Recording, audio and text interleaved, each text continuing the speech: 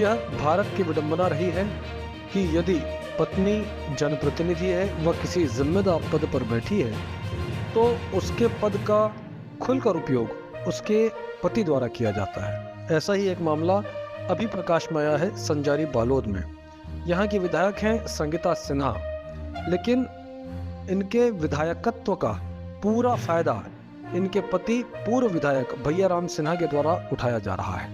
सूत्रों से मिली जानकारी के अनुसार अभी संजारी बालोद में सरकारी पैसों से सरकारी जमीन पर सरकारी इमारत का निर्माण केवल और केवल अपने चहेते व्यापारियों को लाभ पहुंचाने की दृष्टि से करवाया जा रहा है। इस बिल्डिंग के निर्माण के लिए किसी भी शासकीय प्रक्रिया का अनुपालन नहीं किया गया है। प्रस्तुत है तथ्यों को खंगालती एक रिपोर्ट। ये विधानसभा में हमारे भारतीय जनता पार्टी के एक कार्यकर्ता, एक सिपाही, यहाँ मंच पे बैठे हमारे भारतीय जनता पार्टी के नेता छोटी मोटी जो बातें आती रहती हैं उसको भूल करके एक होकर के इस भैया राम के कुचक प्रशासन को खत्म करने का समय आ गया है, ऐसा मैं समझता हूँ। भाइयों और बहनों, जिस तरीके से इस क्षेत्र में 3-4 इन्होंने ठेकेदार पैदा करके रखा है, जो कभी बहुत छोटा सा व्यक्ति हुआ करता था, आज करोड़पति बन गया है। 2-4 और ठेकेदार हैं जो कमीशन खोरी कर रहे हैं। यहां पर अवैध रूप से ट्रांसफर करवा करके शिक्षकों से पैसे लिए जा रहे हैं। अवैध रूप से ठेकेदारी में गुणवत्ताहीन कार्य करवा करके पैसा वसूली किया जा रहा है। और इस तरीके से विधायक की दादागिरी, विधायक की मनमानी इस गुरूर नगर पंचायत के साथ साथ इस बालोद विधानसभा में चल रहा है। इसको खत्म करने की आवश्यकता है। मैं भारतीय जनता पार्टी के एक कार्यकर्ता होने के नाते आगे हम जो लड़ाई होगी उसको लड़ेंगे। जिस तरीके से नगर पंचायत का प्रोसीडिंग में आना चाहिए, नगर पंचायत के सभी पार्षदों को मालूम होना चाहिए। बिना बताए आप भूमि पूजन कर दिए, बिना प्रस्ताव में भूमि पूजन कर दिए, ये आपके घर की दादागिरी है। घर का काम भी लोग करते हैं तो पंचायत से एनओसी, नगर पंचायत से एनओसी, नगर निगम से एनओसी, नगर पालिका से एनओसी लिया जाता है। यहाँ इतना बड़ा कॉम्प्लेक्स नहीं नगर पंचायत से एनओसी है, नहीं किसी प्रकार का प्रस्ताव है। और आप सब कार्यकर्ता को नगर पंचायत की सहमति है, पेपर में ऐसा चला बार आपत्ति करते हैं, लेकिन आप जरा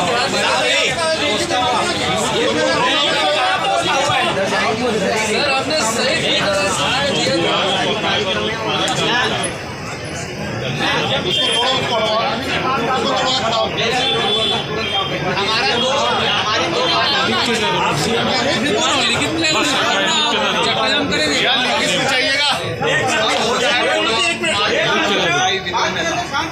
भारत माता की हमारे नेता प्रतिपक्ष से लेकर जो भी पार्षद अगर विधायक के दबाव पे या इनके उनके दबाव पे आकर इनके क्षेत्रों पर इनके विधिवत जो नियम संपन्न होता है उनके कामों के लिए अगर आप अड़ंगा लगाएंगे, किसी प्रकार से परेशानी करेंगे, हम आपके नगर पालिका क्षेत्र नगर पंचायत को घेरेंगे और आपको निलंबित करने के लिए हम मांग सकते हैं। क्या करेगा भारतीय जनता पार्टी जिंदाबाद, जिंदाबाद, जिंदाबाद, भारतीय जनता पार्टी जिंदाबाद, जिंदाबाद, जिंदाबाद।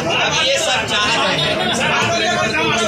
और एक बात और पुलिस प्रशासन के लोग भी हमारे बीच खड़े हैं। आप नाम है विधायक महोदय, 4-6 महीना बचा है, आप तीनों खड़े हैं जिम्मेदार में। माननीय सांसद जी एक IAS से वो बुलाए के मंच में आना पड़ेगा, उस स्तर के व्यक्ति खड़े हैं और सारे जिम्मेदार लोग। थानेदार जी कोई भी प्रकार से गांव से या कहीं पर भी अगर गलत काम हो रहा है, चाहे अवैध शराब हो, अवैध सट्टा का काम हो, कोई भी सूचना अगर आता है, आप विधायक के बोलने से, उनके मिनिस्टर के बोलने से अगर दबाव में करेंगे तो आपके खिलाफ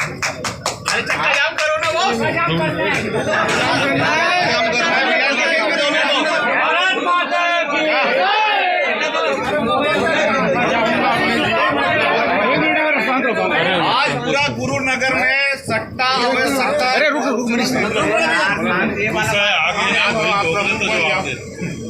ले लेना ये बोल रहा हूँ अगर जनता इस चीज के लिए आप सकते हैं अगर फोन आता है दोनों में प्रयास जो पार्टी है ना, हमारे जो कार्यकर्ता, ये अवैध शराब, अवैध निर्माण, अवैध कार्य, जुआ सट्टा, इसके खिलाफ आवाज़ उठा रही थी, लेकिन ये सरकार मानने के लिए तैयार नहीं।